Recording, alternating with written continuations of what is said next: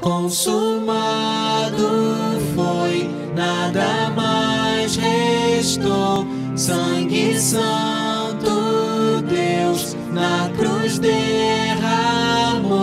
Toda maldição já não tem poder. Quem Deus libertou, livre é sem fim. Consumado foi, nada mais restou. Sangue santo, Deus na cruz derramou. Toda maldição já não tem poder.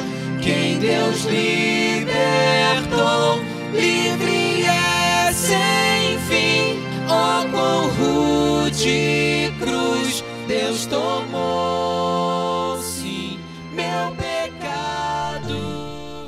Hoje eu quero falar, não é, respondendo a alguém que me fez uma pergunta. Alguém que está passando por um momento de muita aflição, muito sofrimento.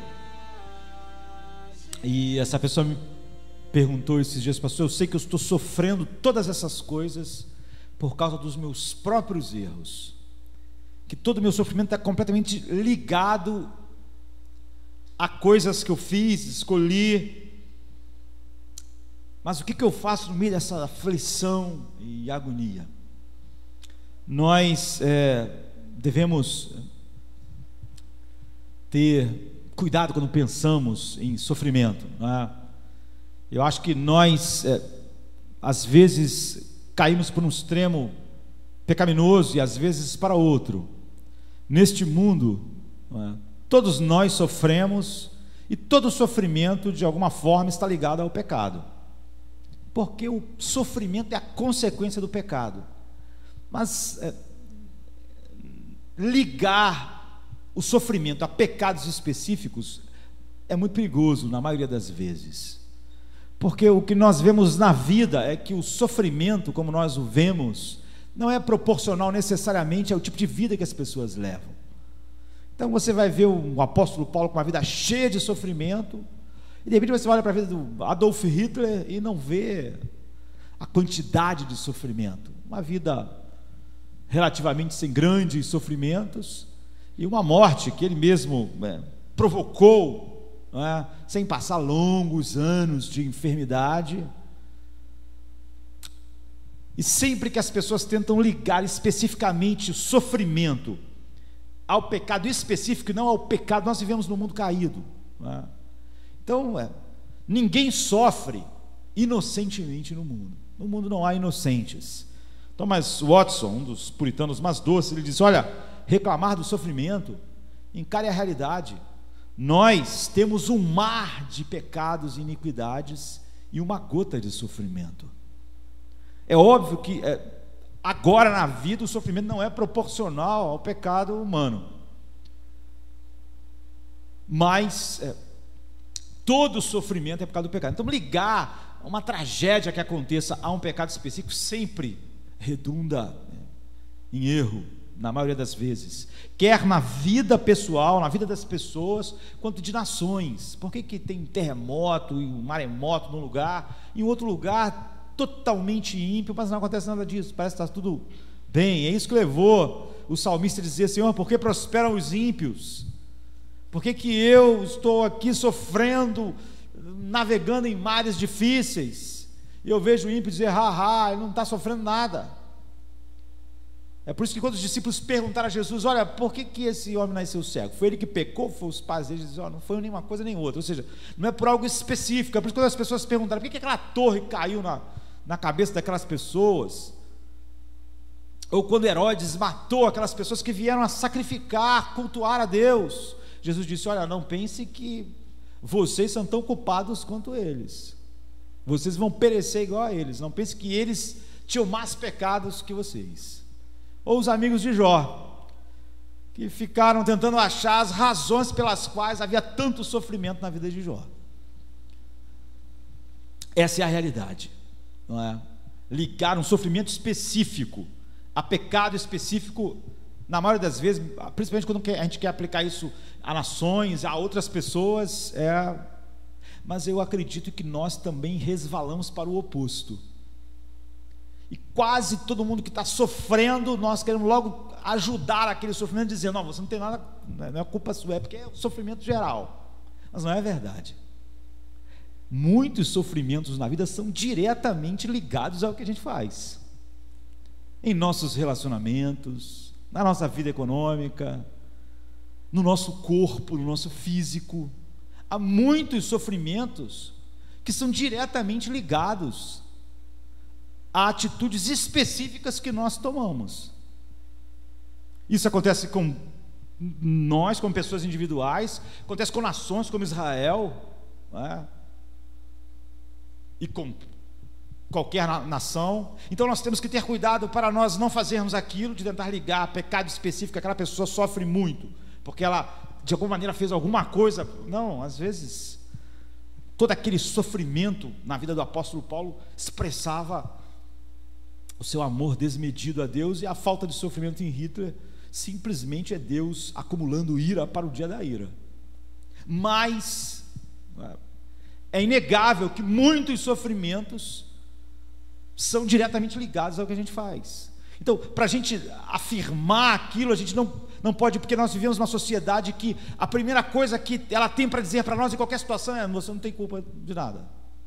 Mas não é verdade. Às vezes nós destruímos nosso lar, nós destruímos nossas relações, nós destruímos nossa vida, e nos colocamos em aflições econômicas porque gastamos o que não podíamos, com coisas que não precisávamos. Às vezes nós destruímos nossa saúde, destruímos nosso casamento, destruímos nossas relações, e é óbvio que seria tolo eu acreditar que não há nada relacionado. Então essa pessoa que fez essa pergunta a mim, ela sabe que o que ela está sofrendo agora, eu não sei qual é o sofrimento que ela está experimentando, mas ela disse que não há a menor dúvida de que eles foram causados pelos seus erros. Como Davi podia sofrer e dizer: essas coisas que estão acontecendo agora são fruto direto do meu erro. Então há muitas coisas que todos nós sofremos no mundo caído, que é consequência do pecado como um todo. Não há como entendermos porque há um terremoto ali, não há que merecer que houvesse um terremoto em todo lugar. Se fosse por merecimento, todas as pessoas mereciam todas as desgraças. Então isso precisa ser enfatizado para não cometermos o erro dos amigos de Jó, o erro dos discípulos, principalmente quando queremos aplicar isso aos outros. Mas quando olhamos para a nossa própria vida, não é difícil identificarmos sofrimentos que têm ligação direta com o que a gente fez, com as nossas escolhas, com a nossa teimosia. Isso vai dos relacionamentos, vai da vida econômica, vai na nossa saúde, vai para todos os lugares. Então o primeiro impulso não pode ser de forma nenhuma tentarmos achar um pecado específico que ligue, ou achar que alguém é pior do que eu por estar sofrendo algo, quando na verdade todos os homens naturalmente estão debaixo da ira de Deus e merecem tudo. Thomas Watson disse: mas também eu acho que nossa geração corre muito rapidamente para dizer que os nossos sofrimentos não têm nenhuma relação com o que a gente faz, direta, o que é tolice, porque grande parte do nosso sofrimento tem sim ligação direta com as nossas escolhas, com a nossa loucura às vezes, de não ouvir Deus. Mas então, para responder essa pessoa, primeiro nós temos que pensar, antes de falar sobre o que nós devemos fazer quando estamos sofrendo e temos consciência de que aquele sofrimento é diretamente relacionado a algo que fizemos. Não há nenhuma dúvida. Mas nós só podemos entender o sofrimento assim, se nós entendermos o sofrimento de maneira geral primeiro na vida dos filhos de Deus. Como ele opera e o que acontece. Qual é a diferença do sofrimento na vida de um regenerado e de um homem não regenerado? Como o sofrimento e esperança se ligam. Deus tem muito a falar para nós sobre essa conexão, esperança, sofrimento. Nós sofremos, e a verdade é que todo mundo sofre. E o que é o sofrimento? Sem assim definições mais complexas. Sofrimento está calcado no fato de você ter algo em sua vida que você não queria que estivesse lá. Se você pudesse, tirava aquilo da sua vida, mas você não pode. Você tem que conviver. Todos nós só sofremos o que não podemos tirar. Sofrimento é isso. Tem uma coisa na nossa vida que nós não queríamos que estivesse lá, está lá, e nós não temos a capacidade de tirar de lá aquilo que está lá. Ou também a definição pode ser oposta, pode parecer engraçado, porque é algo que está na tua vida que você não quisesse que estivesse lá e você não pode tirar. Ou às vezes você sofre porque você queria que algo tivesse na sua vida, ela não está lá e você não pode trazer aquilo para a sua vida, não é? Você queria que aquilo tivesse, você acha que aquilo ia dar o suporte, mas você não pode. Então você sofre por não ter o que você achava necessário ter, ou você sofre por ter o que você queria que não tivesse, mas você não pode. Nenhum de nós precisa procurar sofrimento. Essa talvez seja a dor da pessoa que falou comigo. O sofrimento sempre vai te achar. Jesus fez uma promessa: no mundo tereis aflições.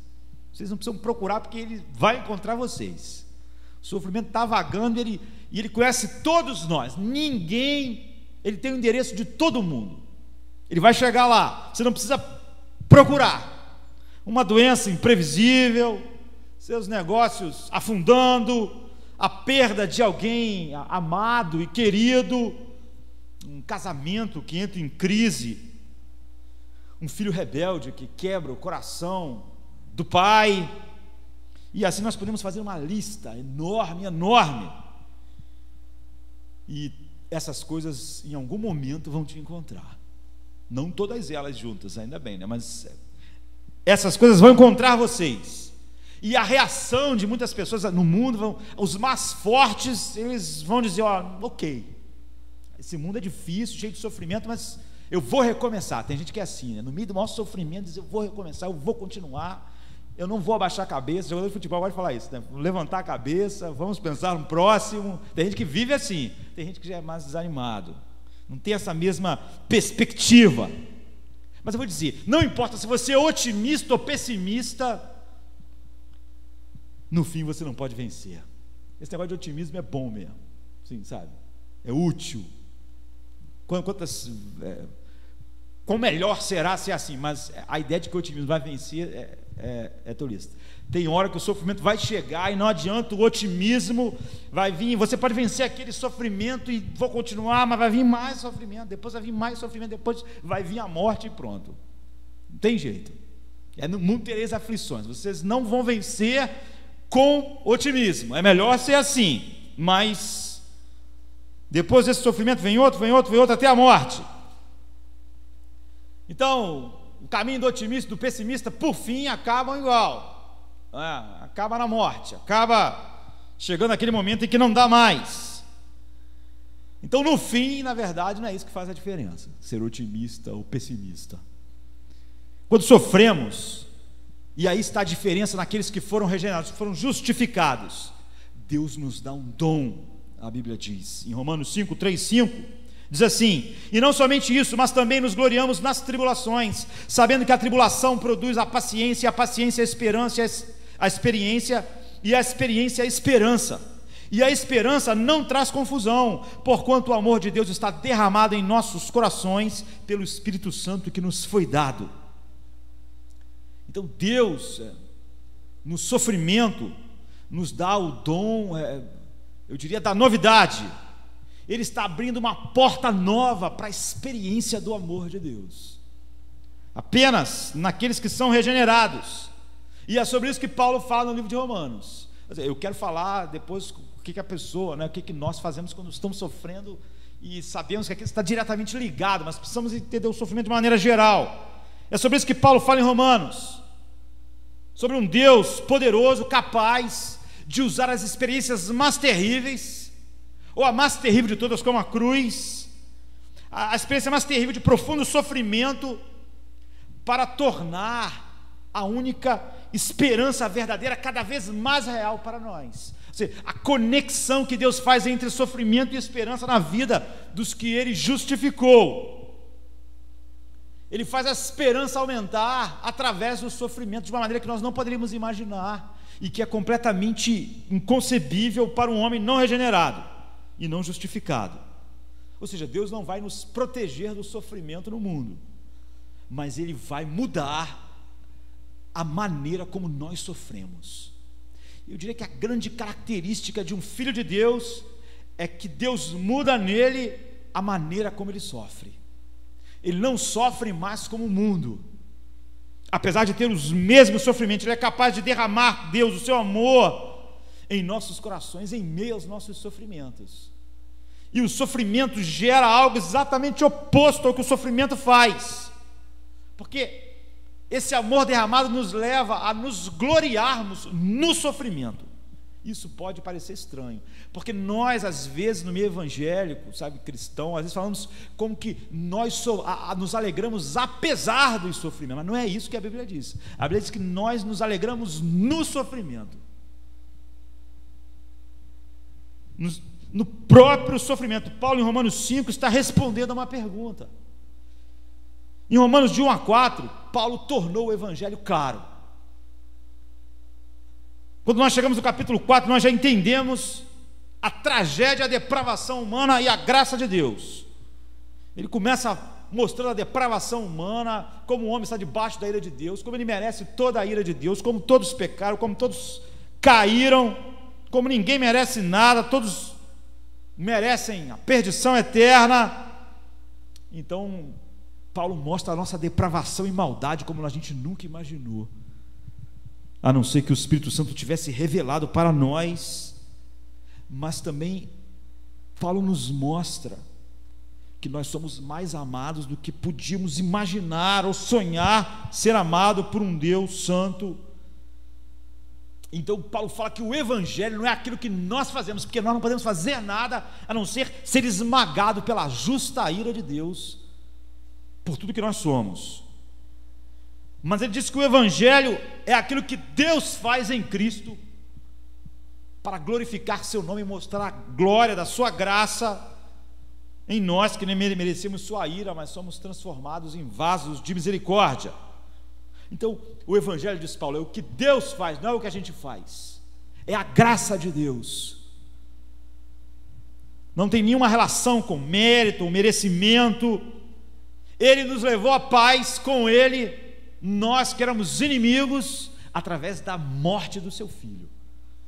Nós o recebemos de mãos vazias, desprovidos de tudo, não havia um átomo de bondade em nós, ou algo que pudesse merecer isso. Nós recebemos de Deus o dom da fé para crer, e todos esses dons subsequentes à nossa regeneração, como a própria regeneração em fé, foram comprados por Cristo. Quando nós chegamos em Romanos 5, tudo isso já foi dito, tudo isso foi ensinado. Então, quando entra no capítulo 5, de justificados, pois, pela fé, temos paz com Deus. Paulo está dizendo, agora nós temos uma razão, a única razão, de ficarmos de pé e olharmos para o futuro, para o nosso destino eterno, com um coração cheio de gozo. Nós temos um futuro glorioso. Nós temos um futuro dado pela graça de Deus, essa mesma graça que agora está moldando o nosso caráter. Então, no versículo 3 a 5 do capítulo, Paulo pressiona a realidade disso agora. Nos gloriamos na esperança da glória de Deus. Agora, só por causa daquilo que Deus fez em Cristo, nós olhamos para o futuro, nosso coração se enche de um gozo infinito em Deus, e nós nos gloriamos na esperança da glória de Deus. O futuro nosso é glorioso, é a glória, nós nos gloriamos nisso. Nós nos gloriamos o quê? Num futuro perfeito, num futuro da mais profunda santidade, da mais perfeita paz, do mundo perfeito, sem dor, sem sofrimento, num gozo eterno de Deus. Nós nos gloriamos nisso. E aí Paulo diz o impensável: mas nos gloriamos em nossas tribulações e no sofrimento presente. Ou seja, nós nos gloriamos no futuro glorioso e nos gloriamos no sofrimento agora. nos gloriamos na esperança da glória de Deus, mas não somente nisso, mas também nas tribulações, no sofrimento. Agora, o que isso pode significar? De que maneira concebível nós podemos nos gloriar no sofrimento? O que ele está dizendo é que nós nos gabamos do sofrimento, nós nos gloriamos dele, não apesar, mas nos sofrimentos. Ou seja, nós encontramos um significado no sofrimento para as nossas vidas, nós encontramos uma satisfação em nossos próprios sofrimentos. Você pode dizer, eu não me glorio nos meus sofrimentos, mas então você está dizendo que Paulo está dizendo o oposto do apóstolo Paulo. Ele diz, nos gloriamos na esperança da glória de Deus, mas não só nessa esperança, nos gloriamos nas tribulações. Quem faz isso? Quem faz isso? Os que foram justificados pela fé. Justificados, pois, pela fé, temos paz com Deus. E aí, essas pessoas se gloriam na esperança da glória de Deus e no seu sofrimento. A construção é mesmo, nos gloriamos na esperança da glória de Deus, mas não só nela, mas também nas tribulações. Ou seja, não é que nós nos gloriamos na esperança da glória de Deus e por causa disso nós nos gloriamos apesar das tribulações. Não, é o mesmo fluxo, exatamente igual. A justificação pela fé nos ensina a nos vangloriar de nossos sofrimentos, não apesar dos sofrimentos. Nós não nos gloriamos apesar da esperança da glória de Deus, mas na esperança da glória de Deus. E nós nos gloriamos nas tribulações e não apesar delas. E aqui está o ponto, porque seria mais fácil nós entendermos nos gloriar apesar do sofrimento por causa da esperança da glória de Deus. Agora, nos gloriar na esperança da glória de Deus e nos gloriarmos no próprio sofrimento, aí a maior parte das pessoas não entendiam ou não conseguem entender o fluxo de ensino da palavra de Deus, conectando sofrimento, esperança e a justificação pela fé. Então, se você foi regenerado em Cristo, se eu fui regenerado em Cristo, nós não seremos poupados do sofrimento neste mundo mau. Não há nada que um ímpio sofra que nós não possamos sofrer, que esteja além da nossa possibilidade de sofrer. Mas os sofrimentos do cristão deixarão claro se ele está em Cristo ou não. Deixarão claro se ele encontrou a completa satisfação em Cristo. Ou seja, os nossos sofrimentos darão testemunho se nós não somos impostores, porque nenhum de nós aqui tem o documento da justificação pela fé, ou o certificado de regeneração, não temos. Nós estamos falando, nós somos justificados pela fé, nós fomos regenerados, mas nós não temos certificados. Paulo está dizendo que o sofrimento, ele vai atestar que você não está em Cristo nos dias bons, ou sente satisfação em Cristo, quando, sabe, há verão, sol bonito, que você é leal a Cristo quando tudo está bem, mas quando não, você entra na mesma confusão do ímpio. Paulo está dizendo que o sofrimento nos leva a isso. Paulo dizia isso sobre a vida dele, estava uma tonelada de sofrimento. E o que ele pôde dizer? Ele dizia, eu fui justificado pela fé, eu sou regenerado. Ele estava tudo dentro de toda aquela glória da graça que ele explicou em Romanos. Então ele diz o quê? Não importa, porque para mim o viver é Cristo e o morrer é ganho. Ou então ele diz, tenho por perda todas as coisas por amor a Cristo, mas para mim tudo isso é esterco. Ou então ele diz, ainda que o homem exterior se corrompa, o seu corpo, o homem interior se renova dia a dia. Você vê o que o sofrimento está fazendo na vida de Paulo, você vê o que ele está fazendo. Nós nos gloriamos no sofrimento porque vemos e experimentamos a realidade que Cristo é tudo para nós, que é a única evidência da justificação e da regeneração. Você descobre e se alegra porque você queria não estar no campo do adversário, e agora você sabe onde está. Você sabe onde o seu coração encontra completa satisfação. Então é o que ele diz, sabendo que a tribulação produz paciência, e a paciência a experiência, e a experiência a esperança, e a esperança não traz confusão, ou seja, toda confusão é dissipada. Tudo agora que podia me separar do mundo, que eram só palavras, não são mais só palavras, é uma realidade profunda em meu coração. Porque o que nós odiamos no sofrimento? Por que o mundo inteiro odeia o sofrimento? É porque o sofrimento parece que está tirando de nós a chance da vida. Eu podia aproveitar a vida, mas esse meu corpo está atrapalhando. Eu podia aproveitar e gozar a vida, mas essa falta de dinheiro está acabando com a minha oportunidade. A minha chance está passando, estou ficando velho, eu vou morrer e eu não vou. A minha vida está passando e eu estou perdendo a vida. Outras pessoas estão ganhando, conseguindo desfrutar a vida, mas eu não. Ou seja, o sofrimento é sofrimento para nós, porque nos nega tudo que torna a vida como algo bom de ser vivido. E faz a vida ser ruim de se viver. Tudo aquilo que faria a minha vida ser boa para viver, que me faz feliz, foi tirado. Então essa vida não está valendo a pena. É por isso que o sofrimento leva os seres humanos para o fundo do poço. A vida não faz mais sentido, porque a vida que ele queria viver não pode mais ser vivida. Ele não tem nenhuma esperança no sofrimento. Pelo contrário, ele perde toda a esperança de viver a vida. Agora, Paulo disse que enquanto o sofrimento tira a esperança do ímpio e não dá esperança a ele, ele diz que quando o homem é justificado pela fé e ele tem paz com Deus, essa realidade do sofrimento, em vez de sugar a esperança, cria esperança. É isso, é incrível. A vida parece que está escorrendo pelos dedos de um homem não regenerado quando essas coisas lhe são tiradas. E isso é terrível, a sensação de que a vida está escorrendo pelos dedos e que você não pode fazer nada para impedir. Mas a justificação pela fé altera tudo, altera a maneira com que você sofre, e a justificação pela fé redireciona o lugar para onde o sofrimento te leva. Em vez de levar para a desesperança, leva para a esperança. E em vez de trazer confusão, Paulo diz, dissipa toda a confusão.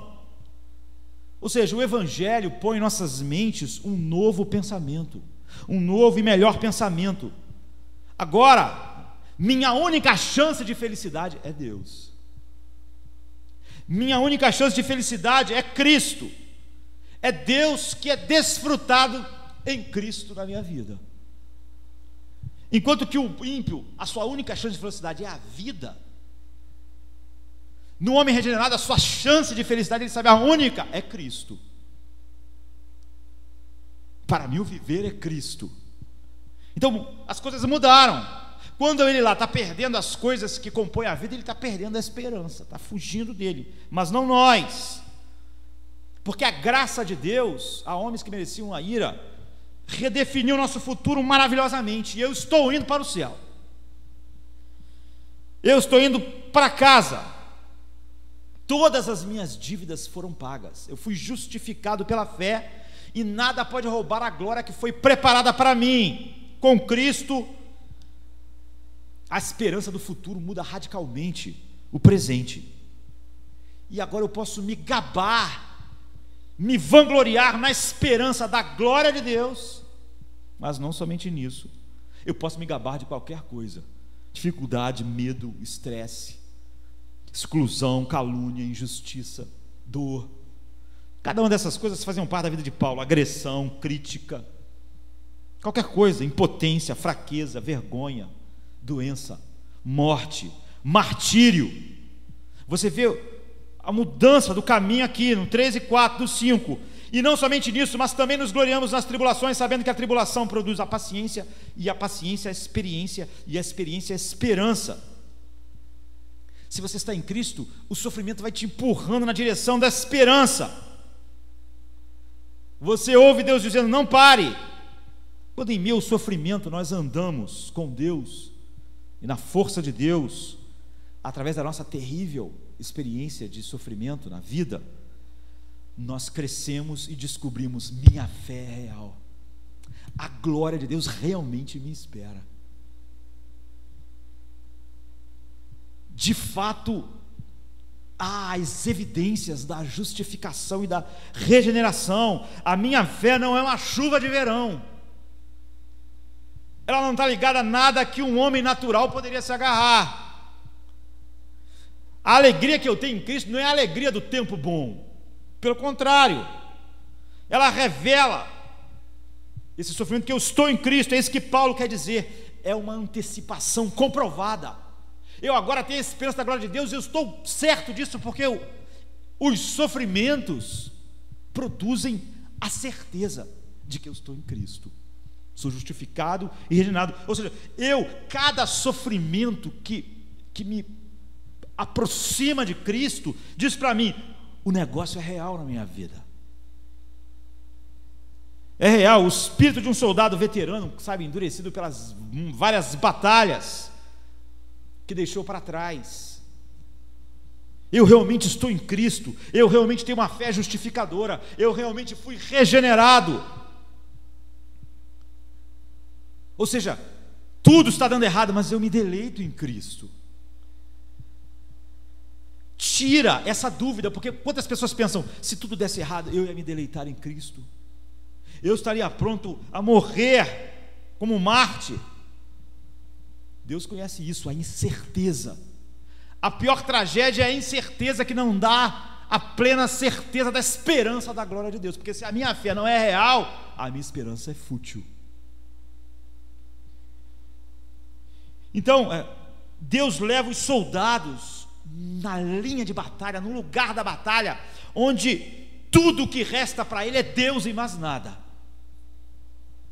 E lá, e somente lá, você descobre, quando tudo que você tem é Deus, você descobre que Deus te basta, que Deus é tudo que você precisa.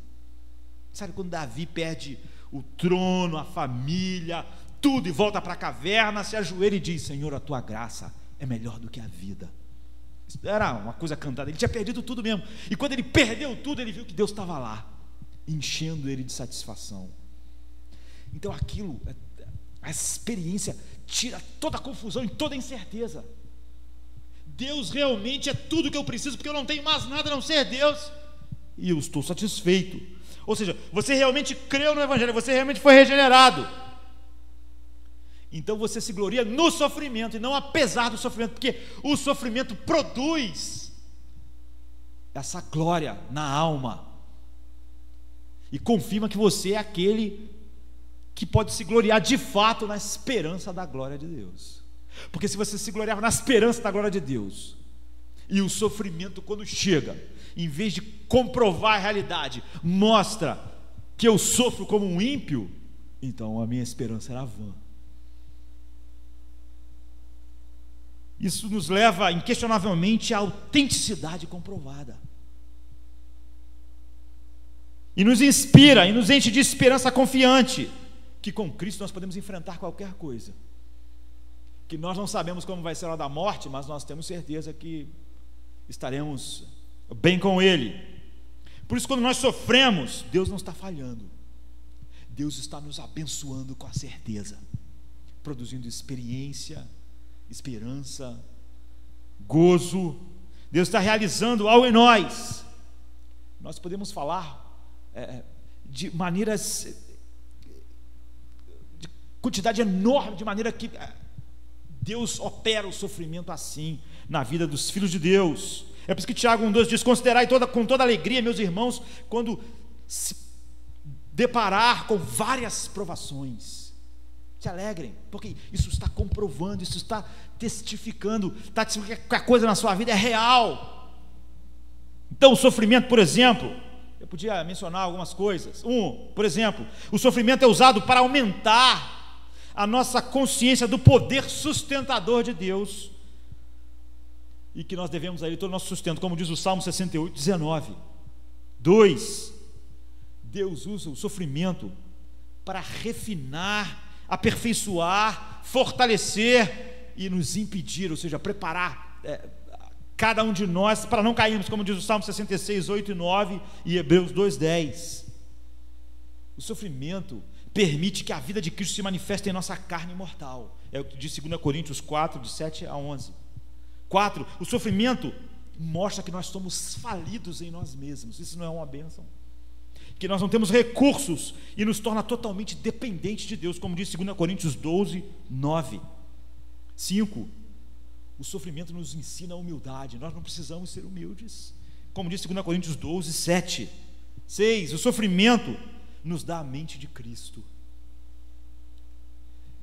O sofrimento na vida do Filho de Deus é completamente diferente. A maneira com que ele sofre e o que ele produz.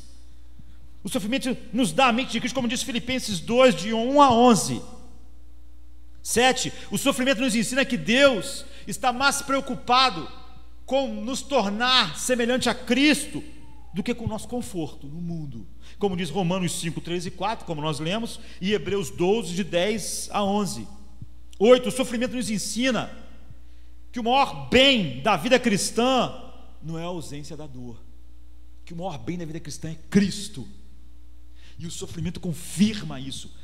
Paulo diz, nós nos gloriamos, ele diz isso, que essa ausência de dor não é a grande bênção, mas Cristo, e o mundo precisa ver isso, e nós também. Por exemplo, em 2 Coríntios 4, 8 e 10, e Romanos 8, 28 e 29. 9. O sofrimento pode ser, muitas das vezes, a punição de Deus, como diz o Salmo 107, versículo 17. 10. A obediência e autocontrole são forjados em nós através do sofrimento. Hebreus 5, 8, Salmo 119, 67, Romanos 5, 1 a 5, Tiago 1, 2 a 8, Filipenses 3, 10. 11. O sofrimento voluntário é uma maneira de nós demonstrarmos o amor de Deus, como está em 2 Coríntios 8, 1 e 2 e verso 9. 12. O sofrimento faz parte da luta contra o pecado, como diz Hebreus 12, 4 a 13. O sofrimento faz parte da luta contra tudo que é mal no mundo, incluindo a oposição que os homens fazem a tudo aquilo que honra a Deus, como está no Salmo 27, 12, Salmo 37, 14 a 15. 14. O sofrimento faz parte da luta pelo reino de Deus. O significado do sofrimento na vida do Filho de Deus é completamente diferente, como está em 2 Tessalonicenses 1, 5, 15. O sofrimento faz parte da luta pelo Evangelho, e lutar pelo Evangelho é a razão pelo qual nós fomos chamados, como está em 2 Timóteo 2, 8 e 9. 16. O sofrimento faz parte da luta contra a injustiça, contra tudo aquilo que vai de encontro o caráter de Deus. 1 Pedro 2, 19, 17. O sofrimento faz parte da luta pelo nome de Cristo, para que Cristo seja honrado. Deus usa o sofrimento em nossas vidas para que Cristo seja honrado. Atos 5, 41, 1 Pedro 4, 14, 18. O sofrimento indica como os justos se tornam os justificados, participantes do sofrimento de Cristo, como está 2 Coríntios 1, 5, 1 Pedro 4, 12 e 13. Nós participamos do sofrimento de Cristo, que glorifica a Deus em benefício da igreja. 19. A Bíblia diz que o sofrimento aumenta o peso de glória que é guardado para nós, como diz 2 Coríntios 4, 17 e 2 Timóteo 2, 12. O sofrimento nos dá a oportunidade de sermos uma bênção para o bem comum, como diz Filipenses 4, 12 e 15. 21. O sofrimento une os cristãos no único propósito, como diz Apocalipse 1, 9, e faz eles perceberem que, estando em Cristo, tendo confirmado isso, são de fato membros um dos outros. João aqui diz, ele chama a igreja de meus companheiros na aflição. Não é gente que me ajuda na aflição, gente que é meu companheiro na aflição. 22. O sofrimento produz discernimento, conhecimento, e nos ensina mais claramente a palavra de Deus. Salmo 119, 66, 67 e 71. 23. Deus deseja que nossos corações sejam quebrantados e contritos, e Ele consegue isso através do sofrimento, como diz o Salmo 51, 16, 17. O sofrimento nos leva a disciplinar nossas mentes e faz nós nos concentrarmos na graça infinita de Deus, que vai ser revelada em Cristo Jesus, como diz 1 Pedro 1,6 e 1 Pedro 1,13. 25. O sofrimento, Deus usa o sofrimento para nos humilhar, para poder nos exaltar no momento adequado, nos preparando para a exaltação. 1 Pedro 5, 6 e 7. 26. O sofrimento nos ensina a contar nossos dias para alcançar um coração sábio. Salmo 90, de 7 a 12. Eu sei que esse texto é muito usado em aniversário. Ensina-nos a contar nossos dias, mas o texto está falando sobre sofrimento, sobre disciplina. E Moisés está dizendo que é isso que nos ensina a contar os nossos dias. O sofrimento nos leva a ter uma percepção da vida breve e nos dá um coração sábio. O sofrimento é necessário para nós vivermos, para ganhar, para sermos instrumentos para trazer os eleitos à salvação, como diz 2 Timóteo 2, 8 e 10, e 2 Timóteo 4, 5 e 6, tudo sofro por causa dos eleitos, para que eles sejam chamados. 28, o sofrimento fortalece e é uma bênção para os outros, porque faz com que a gente console os outros com a mesma consolação que nós recebemos. 2 Coríntios 1, 3 a 11, 29, o sofrimento sempre é pequeno quando comparado com a sublimidade do conhecimento de Cristo. Filipenses 3, 8, 30, Deus deseja que a verdade não esteja só perifericamente na nossa vida, mas que a verdade esteja em nosso íntimo, e Ele faz isso através do sofrimento, como diz Salmo 51, 6, Salmo 119, 17, 31. Todo peso e patrimônio que o sofrimento produz vai ser encontrado no fim da nossa vida. Salmo 58, 10 e 11. O sofrimento sempre é associado com uma maior graça de Deus, uma revelação maior da graça de Deus, como está em 2 Timóteo 1, 7 e 8, 2 Timóteo 4, 16 e 8, 33. O sofrimento nos ensina o poder da graça no meio da tristeza. 1 Tessalonicenses 5, 17, 2 Coríntios 1, 11. O sofrimento aumenta a fé. Jeremias 29, 10 a 13. E o texto que nós lemos em Romanos 5, aumenta a fé, aumenta a esperança. 35. O sofrimento permite que Deus mostre todo o seu cuidado para conosco, tendo todas as coisas em suas mãos, nossos cabelos contados. O sofrimento dilata a esperança ao máximo, como diz Paulo em Romanos 5 e Jó 13, 14 e 15. Ou seja, o Evangelho diz que nós somos pecadores depravados, dignos da ira de Deus, e agora diz que nós fomos salvos pela graça e vamos ser transformados à imagem de Cristo. E diz que isso que Deus faz através de todas essas, eu mencionei 36, podia continuar mencionando, mas eu quero os últimos minutos para responder a questão, que todas essas operações de Deus através do sofrimento será uma música que vai encher a eternidade, nessa transformação de pecadores depravados na imagem de Cristo. Por exemplo, Apocalipse 5, 9 e 10 diz: e cantava um novo cântico dizendo: digno és de tomar o livro e de abrir os seus selos, porque foste morto, e com teu sangue nos compraste para Deus, de toda a tribo, língua, povo e nação, e para nosso Deus nos fizeste reis e sacerdotes, e reinaremos sobre a terra. Todas essas coisas estão sendo operadas assim. Então nós precisamos ter uma visão geral do sofrimento em nossas vidas, e porque nós nos gloriamos no sofrimento e não apesar do sofrimento. Agora, a pessoa tinha dito para mim que estava sofrendo em um profundo sofrimento por causa de, ela sabia das suas próprias escolhas e que o sofrimento era consequência direta disso, e em vez de olharmos, eu quero olhar a vida de uma pessoa nesses últimos minutos. O que nós fazíamos quando sabíamos que o sofrimento seria bom que não fosse assim? Está claramente ligado àquilo que nós temos feito. A Bíblia diz assim em 2 Reis 14, 25: também este restituiu os termos de Israel desde a entrada de Amate até o mar da planície, conforme a palavra do Senhor Deus de Israel, ao qual falara pelo ministério do seu servo Jonas, filho do profeta Amitai, o qual era de Gat-Hefer. Esse nós sabemos que é o mesmo Jonas do livro de Jonas, porque o livro de Jonas diz que ele era filho de Amitai, o que coloca Jonas mais ou menos 700 anos antes de Cristo.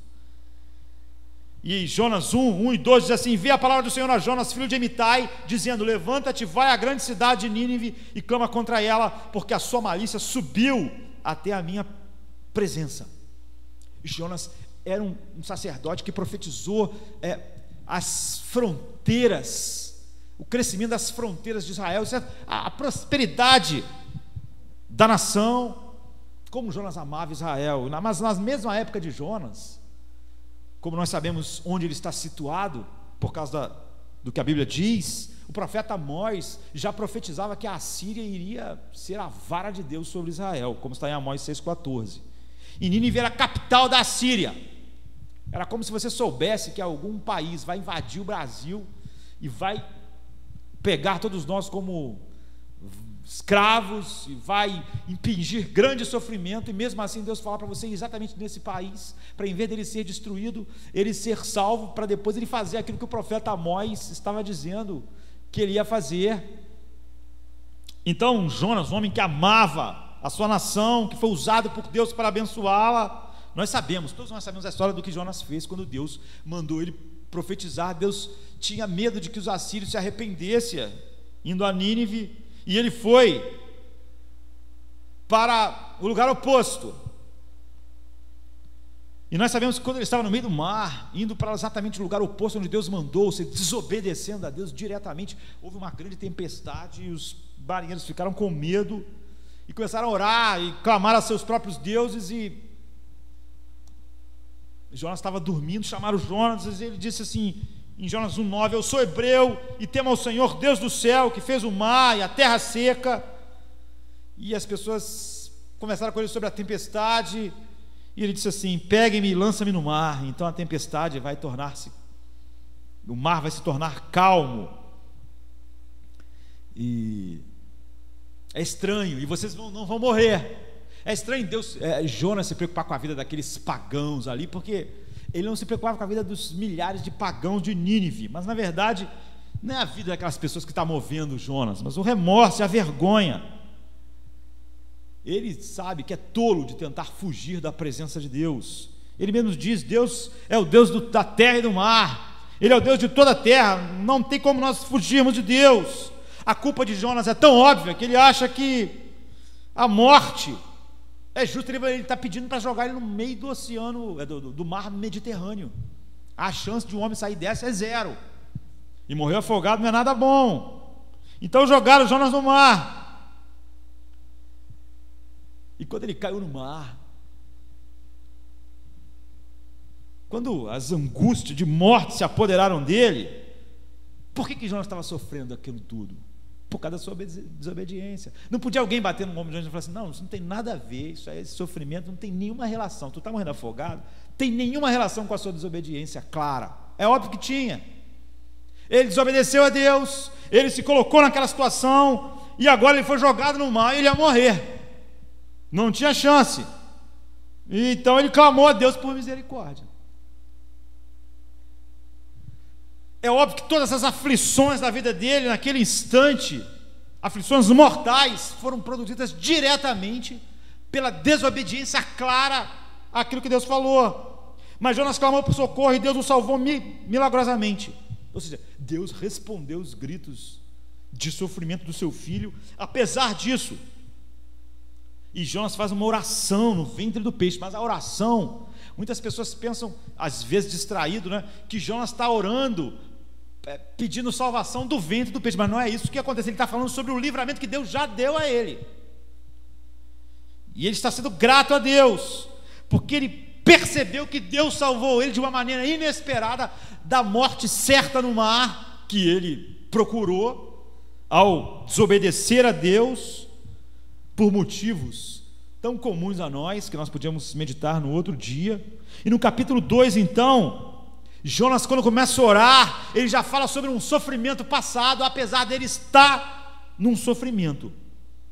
Ele fala sobre as águas, as ameaças.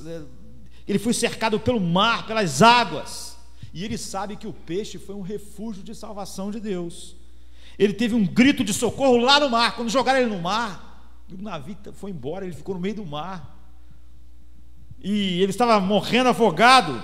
Ele clamou a Deus por misericórdia. Então no capítulo 2, 1 e 2 diz assim: e orou Jonas ao Senhor seu Deus das entranhas do peixe e disse: na minha angústia, ele está falando já do passado, eu clamei ao Senhor. Então imagina, ele caiu no mar, se afogando. Tudo aquilo ali foi diretamente relacionado à escolha de Jonas em desobedecer a Deus. Na minha angústia eu clamei ao Senhor e Ele me respondeu. Do ventre do inferno eu gritei e Tu ouviste a minha voz. Deus ouviu o seu clamor e respondeu ele como? Através do peixe. Engoliu ele, salvou ele. E eu tenho 10 minutos. Como Deus responde quando nós clamamos em meio à angústia, mesmo que ela tenha sido produzida pelas nossas escolhas lamentáveis. Nós podemos usar outros exemplos a não ser Jonas. Primeiro nós temos que ter aquela visão de sofrimento que nós vimos antes. Agora, aqui nós vemos que Deus nos responde apesar da nossa culpa. Ou seja, nós não ficamos sem resposta porque a aflição foi produzida diretamente por algo que nós podemos identificar como a nossa própria escolha. Em segundo lugar, Deus responde mesmo tendo aquela aflição sido parte da disciplina dele na nossa vida. Deus responde e nos livra de circunstâncias impossíveis, mesmo nessas com condições. É o que nós vemos em terceiro lugar. Mas nós vemos também que Deus muitas das vezes nos responde em cima da hora. Em quinto lugar, Deus nos responde em etapas. Ou seja, não é nos livrando de todo o sofrimento. E depois Deus nos responde a fim de que nossa lealdade e amor, por percebermos sua misericórdia, exalte a misericórdia dele em adoração e nos transforme na imagem dele. Ou seja, continue o processo apesar disso. Então, apesar da culpa, em primeiro lugar, Deus responde o grito de angústia, mesmo quando nós somos culpados. Jonas não estava a caminho de Nínive e indo obedecer a Deus, ele estava indo exatamente no oposto para desobedecer a Deus. Ele estava fugindo de Deus, ele era culpado de desobediência e era só por isso que ele estava na água. Ele não tinha como dizer, olha, eu estou na água por causa do mal do mundo, sabe? É o pecado geral que me fez cair nessa água. Não era isso. Ele estava naquela água, naquela aflição, morrendo afogado por culpa direta dele mesmo. Ele podia ligar o pecado específico ao sofrimento e à angústia de morte que ele estava sofrendo, como você pode fazer também. Não é verdade que todo sofrimento da nossa vida nós não podemos fazer isso. Não é verdade, apesar daquilo que nós vimos no início, de que todos nós sofremos, e Paulo às vezes sofre mais do que Hitler, e você não vai, sempre você vai cometer erros quando você tenta ligar pecados específicos a sofrimentos específicos. Não é verdade que na nossa própria vida nós não podemos ver os sofrimentos específicos como consequência direta da nossa desobediência a Deus. E você pergunta, há esperança para mim? Como essa pessoa? Há esperança quando eu estou sofrendo e eu sei que isso tudo é diretamente ligado às minhas escolhas loucas? Há esperança. Primeiro nós temos que entender o contexto geral do sofrimento na vida do Filho de Deus. E nós vemos como Deus ouviu o grito de socorro de Jonas. Ele diz, na minha angústia eu clamei ao Senhor, quando eu estava no ventre do abismo. Sua angústia era fruto da sua culpa direta, mas Deus respondeu a ele e deu a ele um livramento. Isso não é um ensinamento isolado, isso está espalhado pela Bíblia. No Salmo 107, 10 a 15 diz, tal como o que se assenta nas trevas, a sombra da morte, presa em aflição em ferro, porquanto se rebelaram contra as palavras de Deus. Ou seja, a aflição está por causa da desobediência. Se rebelaram contra as palavras de Deus e desprezaram o conselho do Altíssimo. Portanto, lhes abateu o coração com o trabalho, tropeçaram e não houve quem os ajudasse em sua angústia. Então eles clamaram ao Senhor na sua angústia e Ele os livrou das suas dificuldades, tirando-os das trevas e sombra da morte, e quebrou as suas prisões. Louvem ao Senhor pela sua bondade e pelas suas maravilhas para com os filhos dos homens. É a mesma relação. Se a sua desobediência é a causa direta da aflição mortal até que você está, se você se arrepender e clamar ao Senhor, Ele vai te ouvir. Em segundo lugar, Ele nos ouve, apesar daquela aflição ser o julgamento de Deus sobre as nossas escolhas malucas. Ou seja, nós não devemos perder a consciência de que a aflição é a disciplina de Deus na minha vida. Mas apesar de eu saber disso, se eu tenho esse coração, eu vou saber que, apesar da mão de Deus estar me colocando naquela situação, Ele é a única mão que pode me ajudar. O coração regenerado, mesmo quando chega nesse ponto lamentável de Jonas, ele tem sua esperança só em Deus, e não amargura em Deus. Jonas diz assim no versículo 3: porque tu me lançaste nas profundezas. Ora, nós podemos pensar, ele diz assim: porque tu me lançaste no profundo, no coração dos mares, e as correntes das águas me cercaram, todas as suas ondas e as suas vagas passaram sobre mim. Então você imagina você no meio do mar, as ondas passando, você bebendo água, tá? É isso, ele deve fazer. Tu me lançaste lá. Agora, se você ler o texto, quem lançou ele lá não foi Deus, foi os caras, não é? Foi os marinheiros. Mas Jonas sabia, não foi os marinheiros nada, foi Deus, e foi por causa da minha loucura, ou seja, foi julgamento de Deus. De acordo com 1,15, a tripulação do navio pegou Jonas e atirou ele no mar. Mas Jonas sabia, é Deus, Deus me colocou, tu me lançaste nas profundezas do abismo. Ou seja, tu ficaste, a minha desobediência trouxe o teu desprazer e exigiu a disciplina em minha vida, nessa angústia mortal. Ou seja, Deus nos coloca em situações pelo seu desprazer.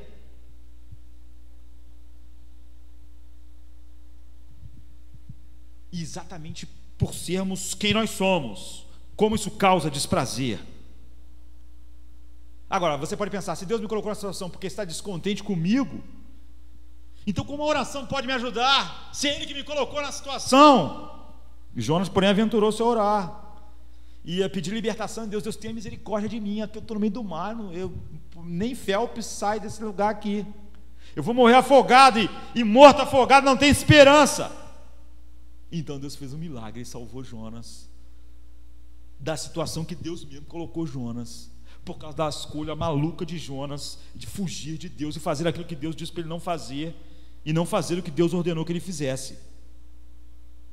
Então Deus traz a nossa aflição,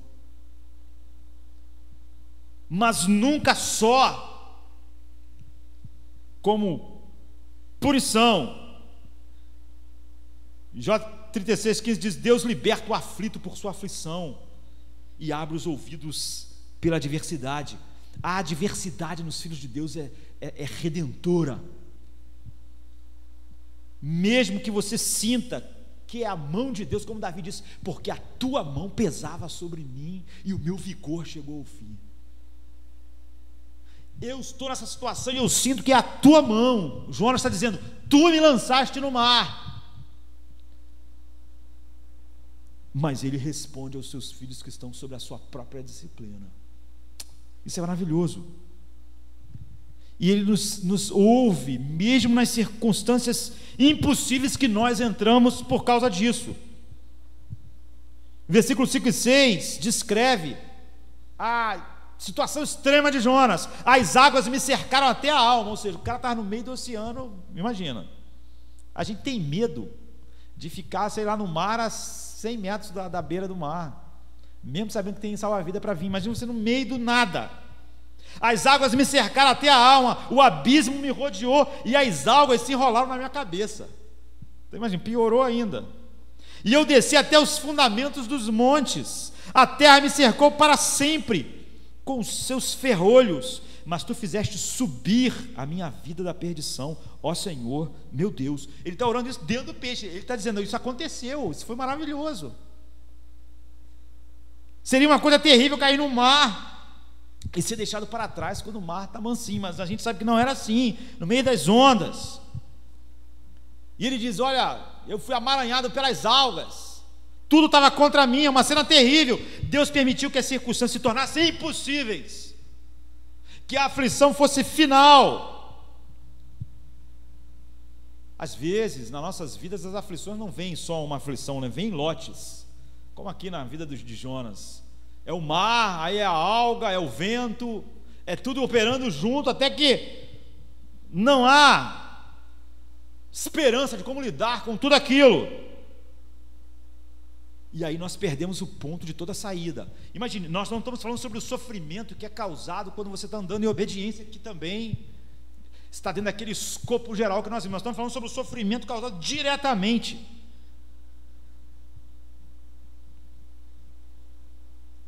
E nós vemos também que o sofrimento, se você compreende todas essas coisas, o sofrimento muitas vezes vem em cima da hora. O versículo 7 diz assim: quando eu desfaleci em mim, a minha alma se lembrou do Senhor. Ou seja, ele estava bebendo água, morrendo afogado, quando estava desfalecendo, não tinha mais jeito. Aí ele se lembrou, demorou, né?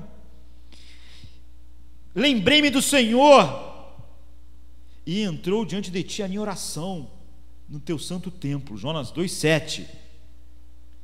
Em outra versão diz assim: quando eu já estava perdendo a consciência. Nós sabemos quando, sabe, no meio da água, do mar, e você já está vendo que não dá mais.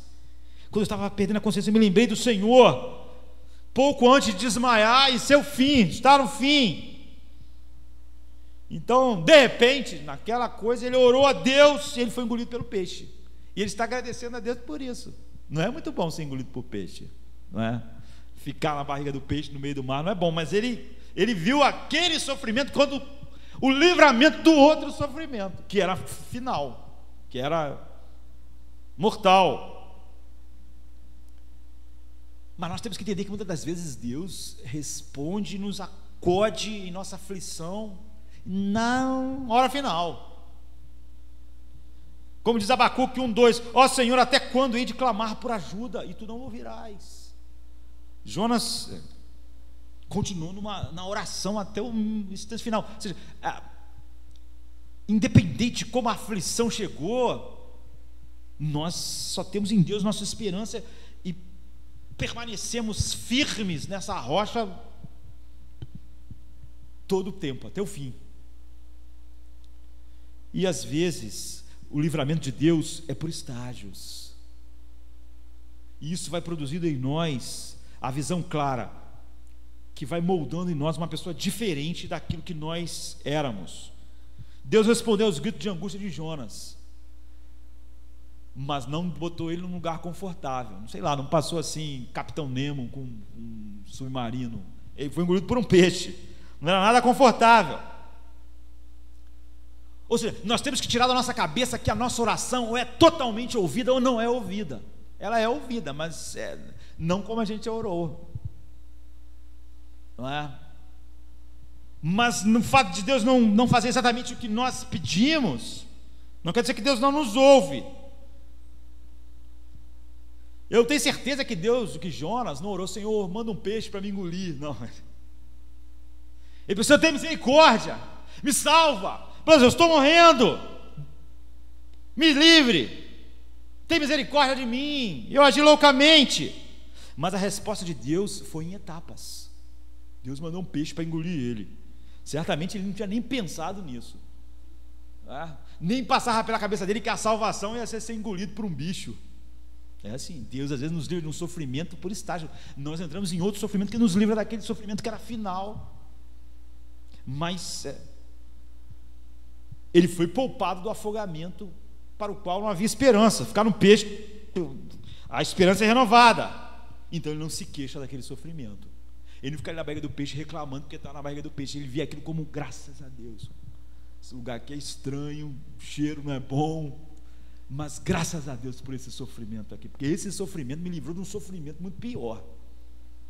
Esse sofrimento é a bondade redentora de Deus na minha vida.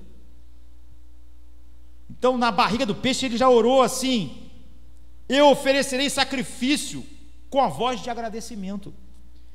O que votei pagarei, porque do Senhor vem a salvação. Jonas 2,9. Deus me salvou. Eu estou aqui, não sei como é que vai acabar essa história aqui, porque eu estou no peixe, o peixe andando no mar, não é nada confortável, é totalmente desconfortável, há muito sofrimento aqui, mas Ou seja, não despreze as obras parciais de Deus, principalmente quando a loucura nos levou até onde nós estamos. Quando Deus opta por nos salvar por etapas, Ele tem esse bom propósito. A barriga do peixe é melhor do que as profundezas do mar. Deus nos responde em etapas, e nem todas essas etapas são confortáveis. E dentro do contexto geral, isso se expande mais ainda. E Deus faz isso para que a nossa lealdade seja renovada. Portanto, cada ato de misericórdia de Deus deve nos levar a uma obediência mais profunda e ação de graças. Deus quer a lealdade indivisível dos nossos corações. Nós sabemos que, infelizmente, Jonas vai ter que ter outras lições. Ele diz assim, em 8:9: os que observam as falsas vaidades deixam a sua misericórdia, mas eu te oferecerei sacrifício com a voz de agradecimento. O que votei pagarei, porque do Senhor vem a salvação. A resposta de Jonas ao sofrimento aqui produziu o efeito adequado.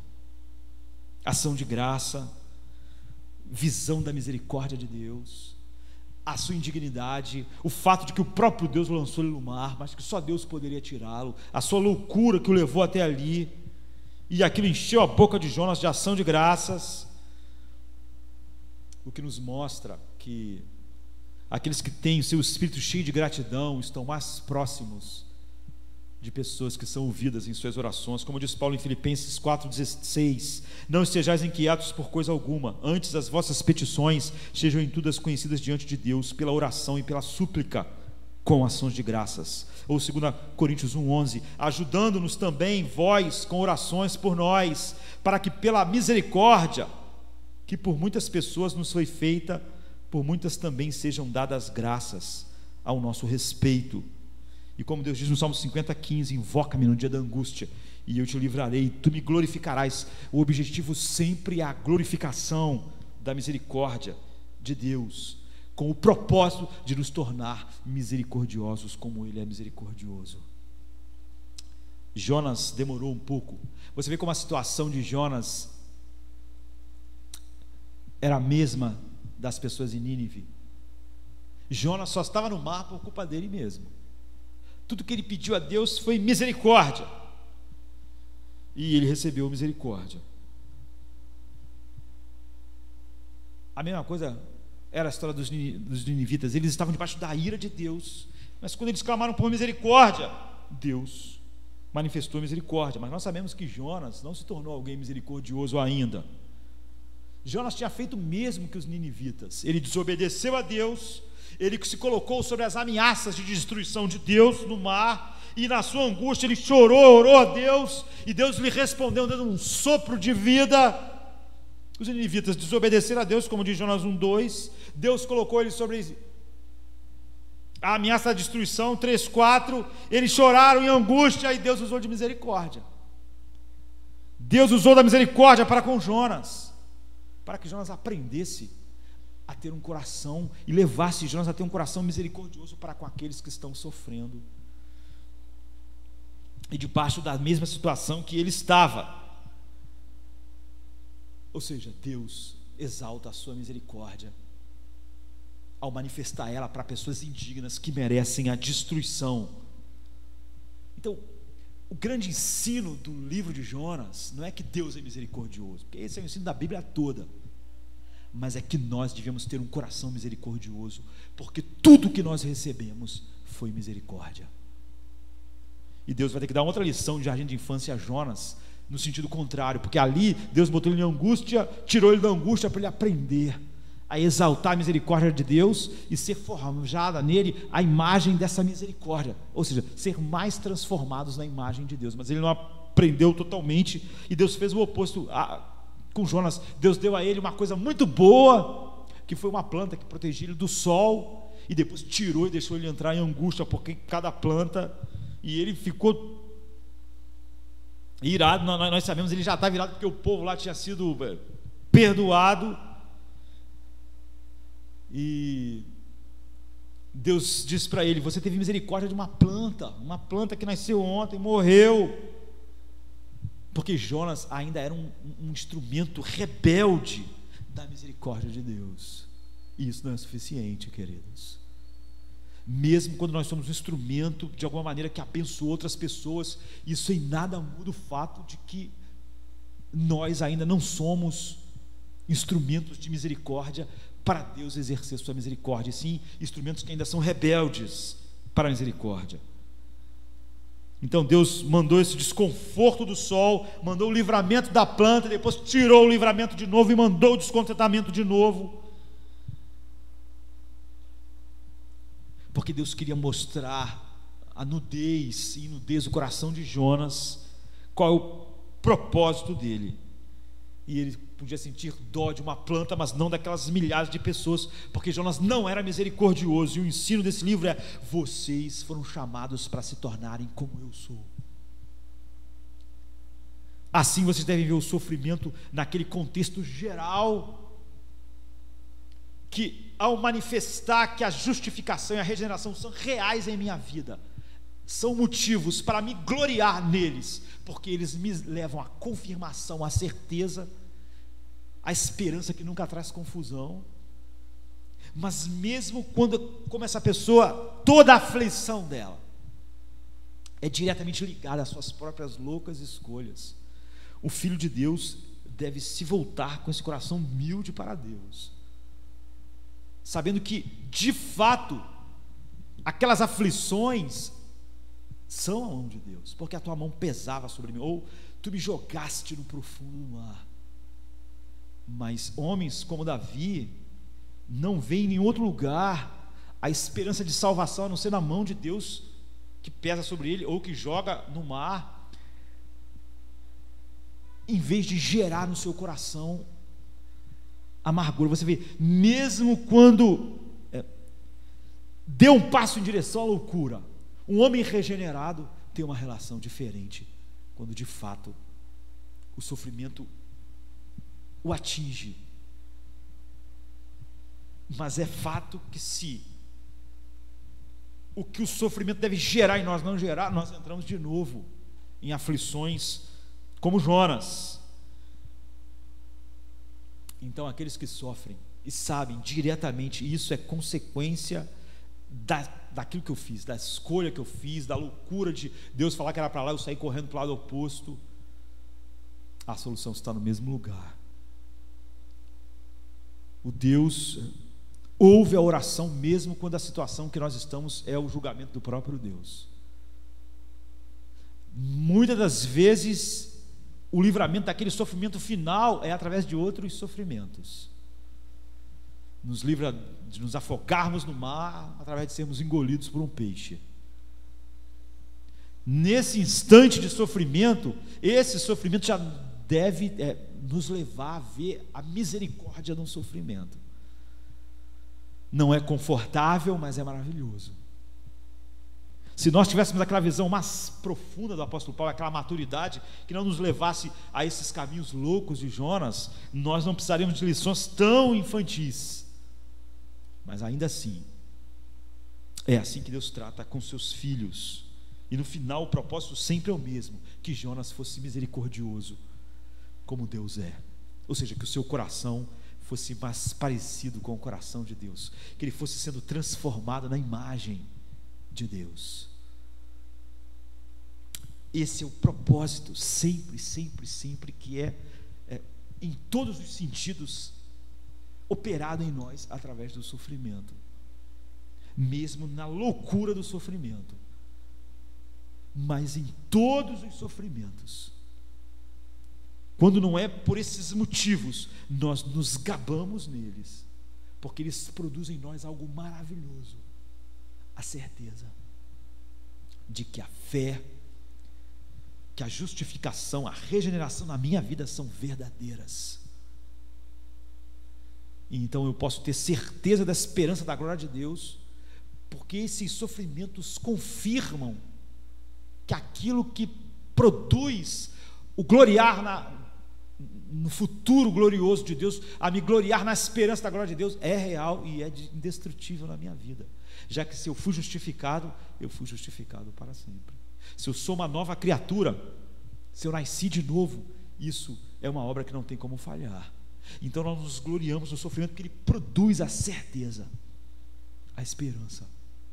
E aquelas pessoas que estão no sofrimento, que ela pode ligar diretamente à sua desobediência, não precisam ir por outro caminho, nem de pensar que aquilo não é a mão de Deus, que seria logo o conselho da nossa geração. Isso é assim mesmo, não tem nada a ver uma coisa com a outra. Não, nós podemos fazer isso em relação às nossas vidas, mas ao mesmo tempo saber que é ao próprio Deus que nós clamamos para que nos livre da angústia, que é aquilo que Deus mesmo está nos colocando como consequência direta daquilo que nós fizemos, e que Deus se alegra em usar de misericórdia nessas situações, e que Ele faz isso em estágios, mas que muitas vezes Ele ouve nossa oração na 10ª hora, nos momentos finais, e às vezes Ele nos livra através de outros sofrimentos, mas nesses sofrimentos Ele já quer ver a gratidão no coração por nos livrar daquele sofrimento fatal. Então, em todos os sofrimentos na vida dos filhos de Deus, eles sofrem de maneira diferente, mesmo nesse sofrimento que ele pode ligar diretamente à sua loucura, como Davi podia ligar, como Jonas podia ligar, e como nós, em sinceridade, olhar para nossas vidas, podemos ligar. Deus sempre vai produzir através do sofrimento todas aquelas coisas aqueles 36 coisas que nós vimos e mais, que está espalhada em sua palavra. Portanto, nosso dever, por fim, é nos gloriarmos nos sofrimentos, por causa daquilo que Ele produz em nós, não apesar dos sofrimentos, mas nos gloriamos nos sofrimentos. Isso nos difere, isso é a marca que separa o homem regenerado do regenerado, o ímpio do homem justificado. Portanto, o sofrimento é motivo de nós nos gabarmos, se nós somos homens regenerados, pelo que Ele produz, pela certeza que tira toda a confusão, dissipa toda a dúvida e dá a certeza da esperança, da glória de Deus, porque mostra que quando tudo é tirado de nós, Deus é suficiente, e essa é a única fé verdadeira. Vamos ficar de pé. Consumado foi, nada mais restou. Sangue santo, Deus na cruz derramou. Toda maldição já não tem poder. Quem Deus libertou, livre é sem fim. Consumado foi, nada mais restou. Sangue santo, Deus na cruz derramou. Toda maldição já não tem poder. Quem Deus libertou, livre é sem fim. Oh, quão rude cruz Deus tomou, sim, meu